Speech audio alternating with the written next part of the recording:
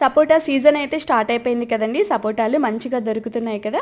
ఈ సపోటా కాయలతో జ్యూస్‌ని సింపుల్‌గా అలాగే టేస్టీగా ఎలా చేసుకోవాలో అయితే చూపించబోతున్నాను. మీరు కూడా అయితే ఇలా ఒకసారి ట్రై చేసేయండి. చాలా బావుంటుంది. ముందుగా అయితే మనకి కావాల్సినన్ని సపోటా తీసేసుకోవాలి. నేనైతే ఇక్కడ 4 తీసుకున్నాను. వాటిని నీట్‌గా వాష్ చేసేసుకొని ఇలా పీసెస్‌లా చేసేసి పైన స్కిన్ అంతా తీసేసి ఇందులో సీడ్స్ కూడా తీసేసేయాలి. నేనైతే ఇక్కడ ఇలా చేసి పెట్టేసుకున్నాను.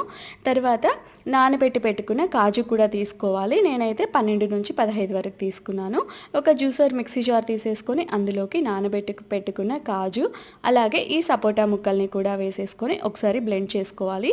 మీకు కాజు నానబెట్టడానికి టైం లేని వాళ్ళు డైరెక్ట్ అయినా కొన్ని వేసేసుకోండి, సరిపోతుంది. ఇలా ఒకసారి బ్లెండ్ చేసుకున్న తర్వాత ఇందులోకి కాచి చల్లారి పెట్టుకున్న పాలు వేసుకోవాలి.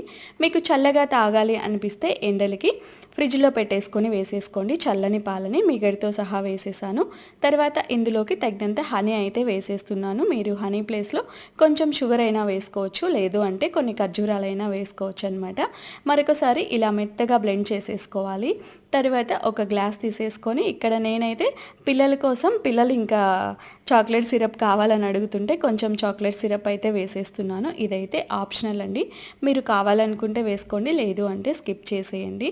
తర్వాత ఇందులోకి మనం ఇందాక బ్లెండ్ చేసి పెట్టుకున్న ఈ సపోటా జ్యూస్ని వేసేసుకొని మీకు ఇంకా సపోటా ముక్కలు అక్కడక్కడ తినాలనిపిస్తే కొన్ని చిన్న చిన్న సపోటా ముక్కలు కూడా వేసేసుకోవచ్చు. పైన ఇంకా కొంచెం చాక్లెట్ సిరప్ వేసాను. ఇంకా కొన్ని గ్రేట్ చేసుకున్న కాజు అయితే వేసేసాను. మీరు ఇంకా బాదం పిస్తా కూడా వేసేసుకోవచ్చు. సపోటా జ్యూస్ ఇంతే అండి. మీరు కూడా అయితే తప్పకుండా ట్రై చేసేయండి.